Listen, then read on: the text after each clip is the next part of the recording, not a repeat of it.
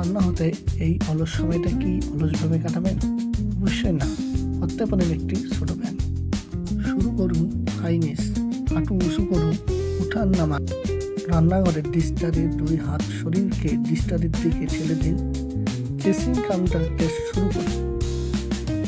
আপনার রান্নাও তৈরি করুন আর ছোট ওয়ার্কআউটও শেষ। মনে রাখবেন, রান্না করবেন, ফিটও থাকবেন।